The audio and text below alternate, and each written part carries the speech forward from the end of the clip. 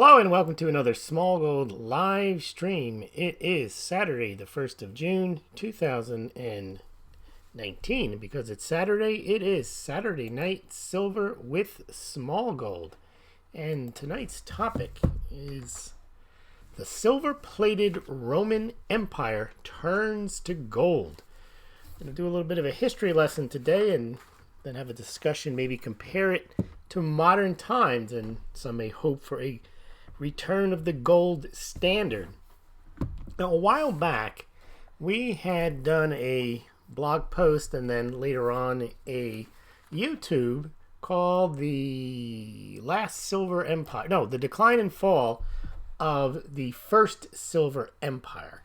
And we were talking about the Roman Empire. And then we followed that video and blog post up with the Last Silver Empire. And we talked about, like the Roman Empire, the United States also was once a silver empire and paid for its welfare warfare state through eventually debt, and both empires collapsed, or at least the Roman Empire collapsed, and some people think that the U.S. Empire will similarly collapse. And they like to say that the debasement of the currency, and I guess the debasement of the morals, the whole debasement concept of a nation, it all coincides and it doesn't end well.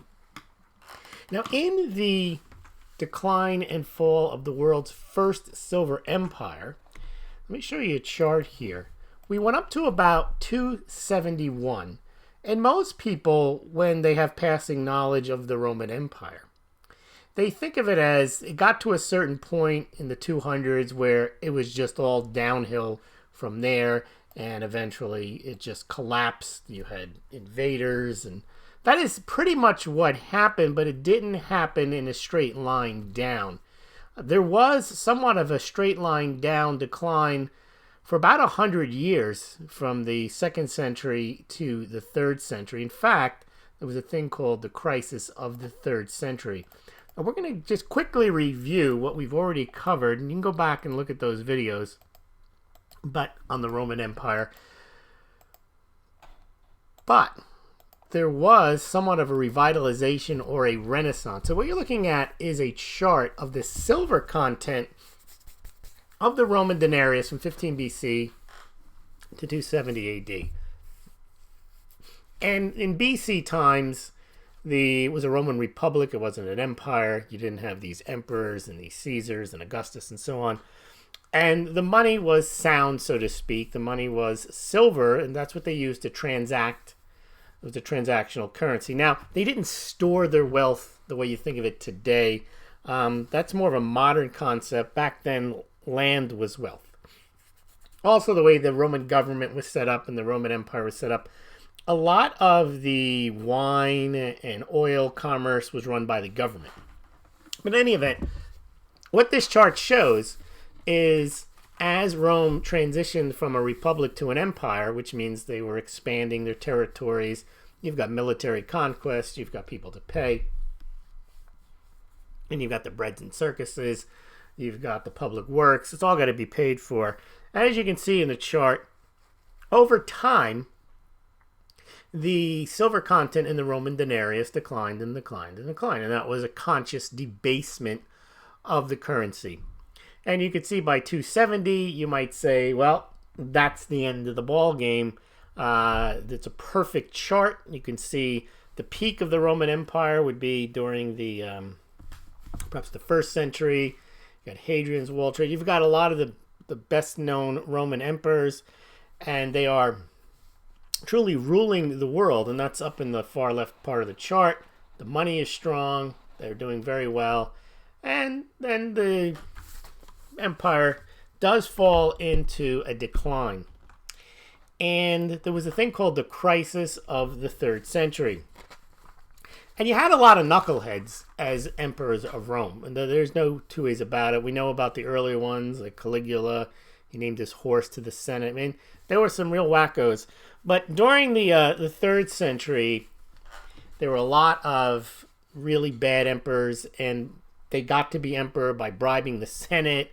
And then the emperor split up into the Gallic part, the Roman part, the Palmyric part. It was a real mess, and the emperors really were not up to the task of administering an empire. They were more interested in, I guess, looting whatever they could. And a lot of them got assassinated. It was not a good time.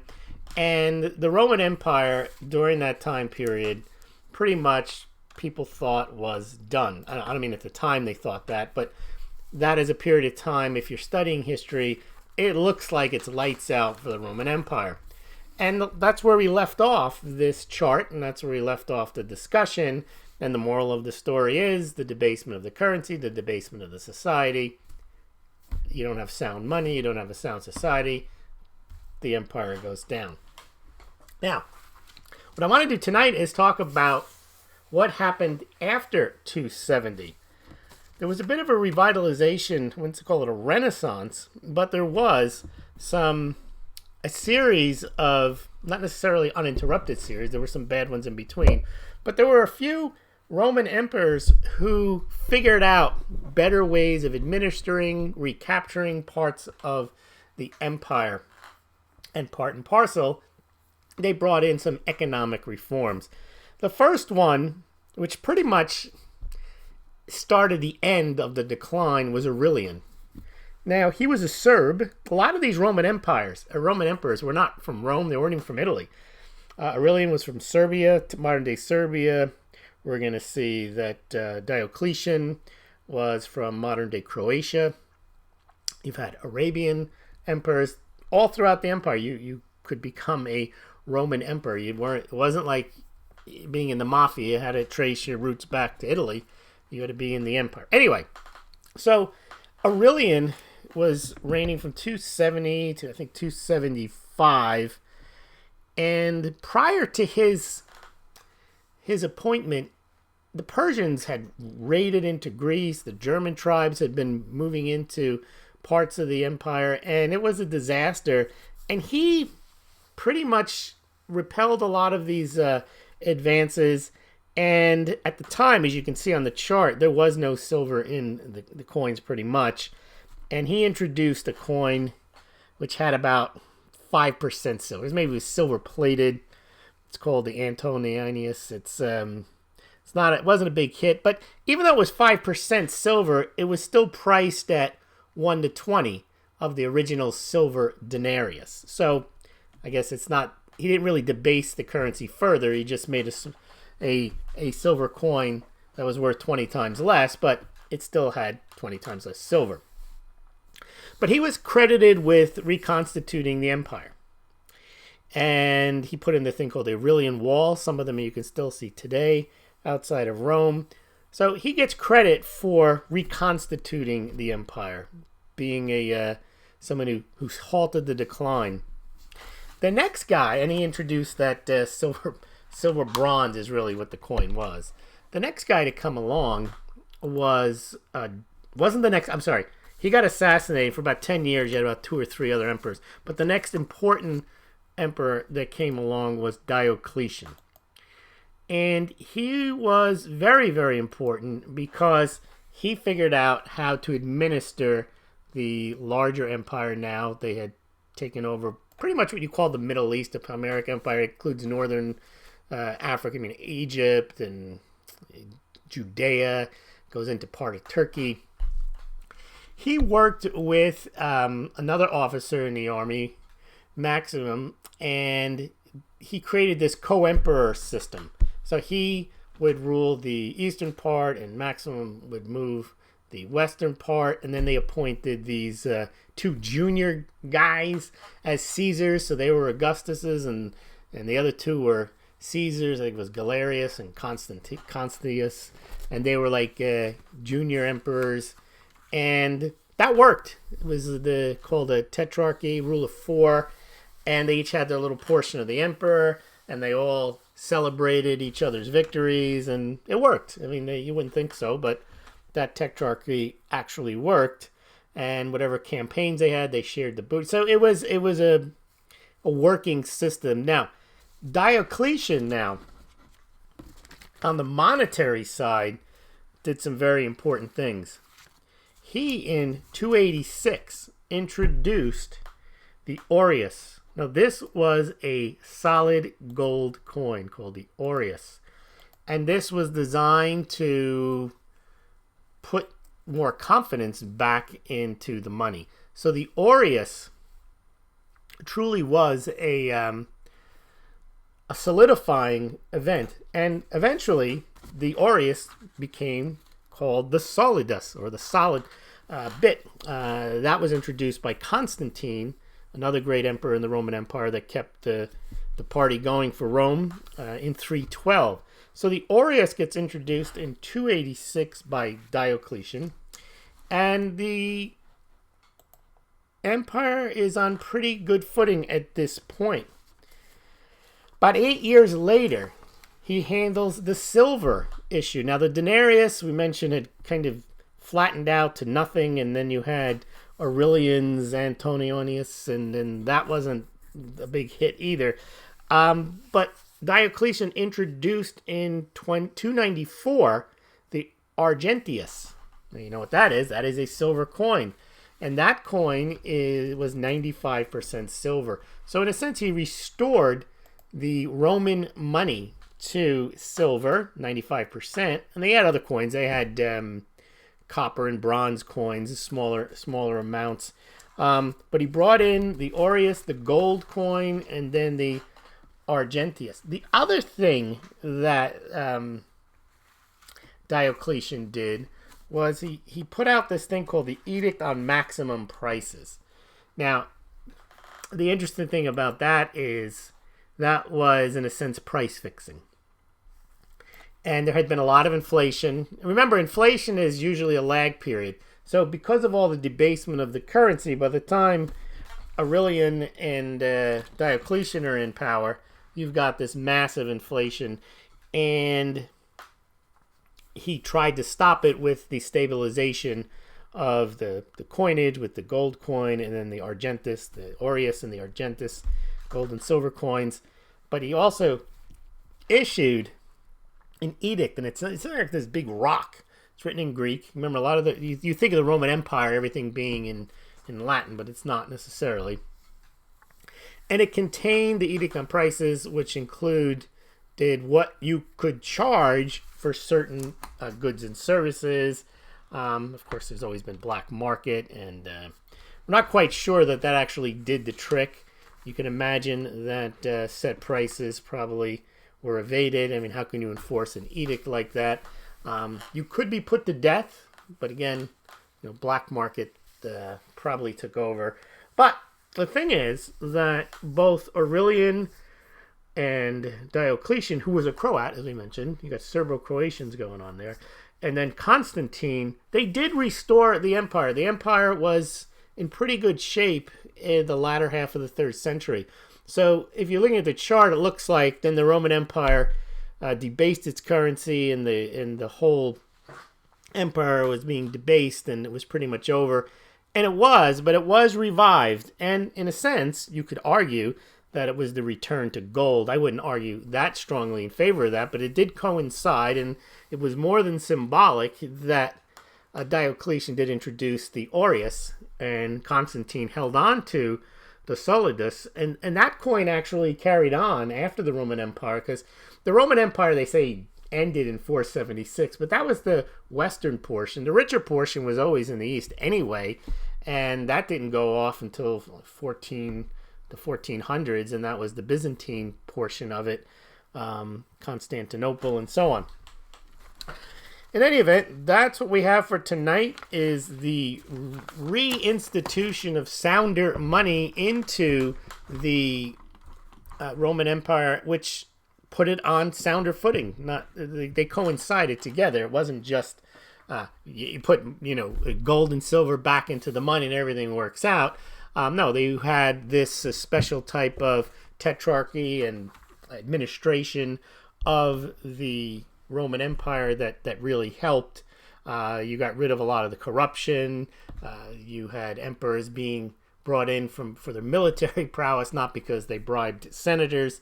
So you had a better class of of emperors running the show, and I guess the better class of emperors also understand the value of the sound money as part and parcel of their overall administration of the empire. Now, how does this all fit in today? Well, it's interesting that the United States, some said, we're in big decline in the 70s. Gone off the gold standard in 1971, gone off the silver coinage in the 60s. There had been massive spending on the welfare warfare state in the 60s. The United States living beyond its means, expanding beyond its borders in Vietnam and so on, doing a space race with Russia, creating the Great Society, Medicare being introduced. Then you had internal conflict, you had race riots, you had the 1965 Watts, you had 1967 Detroit, you had the 1968 Democratic Convention riots. So it was a turbulent time, and then leading into the 70s, you had hyperinflation. You had inflation double digits for much of the 70s. You had the oil embargoes from the Arabs. So you had a period of time where the United States looks like it was in perpetual decline. And one could argue that the Reagan years turned that around, the Clinton years, the Bush years, and people are not, they've been saying end the dollar hegemony and all that, but the United States is pretty much on, there's always threats, but it still is the dominant superpower in the world. And the question is, will the United States return to a gold standard? Trump would be the guy to do it. I'm not predicting that he will. I don't think that they will. I think that the modern economy is so debt-based and so far into that in order to do that would be a much more dramatic move than it was for Diocletian to bring in the Aureus in 286 and then the Argentius in 294. In a sense, that was a restoration of the silver denarius. It's called, well, it wasn't really even called the Argentius. That's what historians call it. We don't have historic records of what they actually called it. I don't know why they don't just call it the new denarius, but I haven't researched that enough to know. But again, what it took for Rome to get back on solid footing, though, was emperors that were less concerned about personal gain and just looting the system, and more about regaining the glory of Rome. Now, that doesn't mean that the two are mutually exclusive. You could be looting the system, but a better way to loot the system is to grow the system and then loot. I don't know if these guys did any shenanigans and made themselves rich. I'm sure they did. I'm sure when they have military campaigns, they get the bulk of the booty. But the point is that they were doing something. They were the later end of the 3rd century Roman emperors were actually trying to keep the empire together. They're trying to improve the empire. And of course, if they lined their own pockets, which I don't know they did, but if they did, that's okay compared to doing nothing and just living off of the declining fat of the land, which is what the other emperors did before them. All right, well, let's see what you guys think about whether there's any chance that this type of parallel, you've got the decline, then you've got this somewhat rebirth of the Roman Empire due to having some really good emperors in the late 3rd century who knew how to administrate, put Rome first, so to speak, and brought back a sounder money. Now, we're not going to get into Constantinople, or Constantine. We're not going to get into that, but it's less about money and more about how he handled Christians and religion in the empire. That's for a separate topic, but not for this channel. All right, let's see what you guys are saying in the comments. All right. Where's my Roger is here. Pablo is here. Philip. Hello, Philip. Fiona. All right. Pablo Pina, denarius was a day's pay in the Roman days. I don't know why people, you hear that on some of these channels. It means nothing. I mean, what they paid Roman people back then, the entire monetary system was different. Remember, in a way, silver back then was more like Bitcoin today. What do I mean by that? You didn't measure your wealth in ounces as you do today. The only use of silver back then was to transact. That was it. They didn't store wealth. They didn't stack denarius. It's interesting when people try to, without any understanding of, all they hear is they use silver denarius and they were paid in denarius and a day's wage was, and then they just babble about something. The world was a different place. They didn't stack denarius.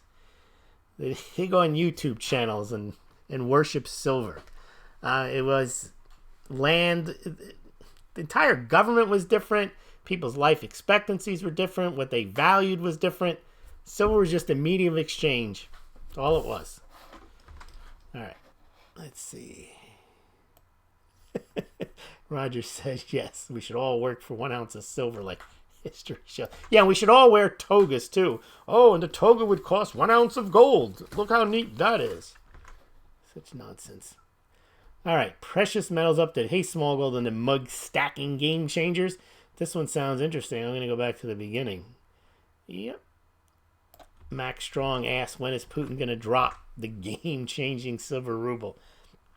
Well, one thing history will tell you, whether it's U.S. history or even Roman history, gold is the stabilizing metal, not silver. Silver was always considered in the United States an upstart metal. It was forced officiously by the Silver Democrats onto the monetary system, and it took a Democrat, JFK, and Lyndon Baines Johnson to finally remove silver completely from the U.S. monetary system. Silver is a cheap metal.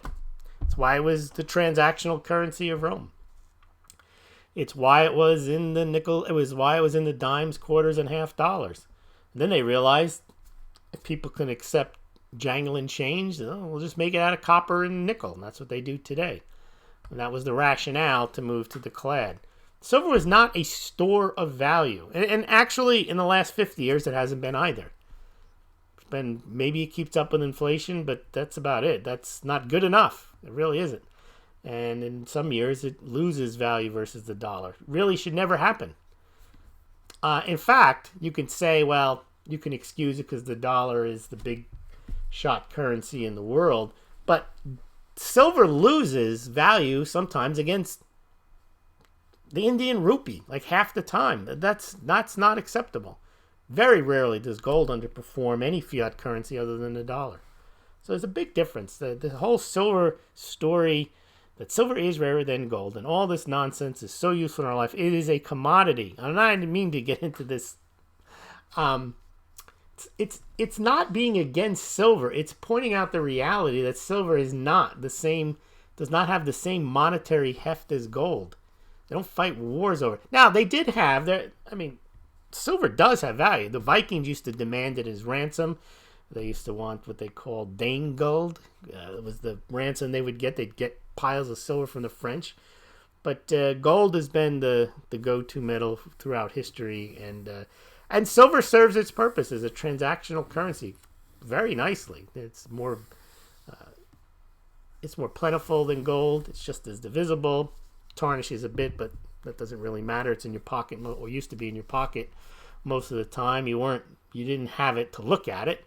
I think the problem would be if I was around, or probably a lot of people had this issue during the time when they actually had gold coins. Probably stand half your time when you go to use it staring at the thing because it's probably really nice looking. And as I understand, they didn't transact in gold that much. They did actually. You would give those gold coins as gifts, and people would hold on to them. You didn't spend them as often as. That's why they're not worn out. Because gold wears out pretty easily, even if you add copper to it. All right. Max is tallying his copper pennies while he listens. That's cool. Yes. At the same time, when China backs the yuan with gold and rolls it out into his stadium. Copper is money, period. That's right. Copper bullet, copper shield. Roger, the glory of Rome sounds like modern-day American patriotism. Yes, there's a lot of... the Romans actually somewhat created that concept of nothing better and more glorious than dying for your country. The Greeks didn't have that concept. They were city-states. They did not have this greater glory. So yes, Rome would have a patriotic type of element to it. which I suppose did help. And you know, the Romans granted citizenship to, especially in the beginning, to newly captured, newly conquered areas. And then the benefit of being a citizen was you can send your kids into the Roman army, but you could participate in the spoils. So there were some benefits in being a Roman. And you could be proud to be a Roman. They actually were subjugated peoples that got really pissed off if they didn't get their citizenship. It's kind of funny. They get their butts kicked, and while they're being occupied, they're protesting that they're not getting enough citizenship out of it. All right. Luke Thompson. I've never seen him. Okay. Philip Quinn. Times are tough back in ancient Rome. They didn't even have Smaulgld mugs. That's true. But they did have mugs back then. You know, mugs have been drinking vessels for thousands of years. Mugs are solid wealth, period. Measure your wealth in mugs. Stack mugs. Every house had a mug. You should have one too. Okay, Pablo says there was a Roman Louis back in the days talking with his smelted mugs that had a denarius stamp on it. Yes, indeed. All right. Well, I hope you enjoyed that little, that wasn't exactly a scholarly rendition of the Aurelian and Diocletian period, but that's what I know, and that's what I shared. If you're also interested, you can go back and look at the decline and fall of the world's first silver empire, and then I followed that up with the last silver empire, which talks about the U.S. silver in the coinage. All right. If I don't have any other comments or questions, we're going to call it a night. And tomorrow, remember, tomorrow is Solid Gold Sunday with Smaulgld. So, Bernie, are you here? I'm here. I'm ready to help out in any way that I can because I know we've got a lot of 1%ers on the line tonight. That's right, Bernie. And can you give them the 10-second countdown? Sure. Now, from what I understand about the Romans, there was a lot of inequality, and the 1% had all the wealth. Bernie, just give us the countdown. But I want to make a point. You're talking about Donald Trump thinks he's an emperor, and he's not an emperor, and he's not above... Bernie, the countdown, please. He's not above the rule of law. Bernie. Okay, sorry. Ready? 10, 9, 8, 7, 6, 5, 4, 3... 2, 1%, 0. Have a good night. Thank you, Bernie. Thank you, everyone. Have a good night. Mughead.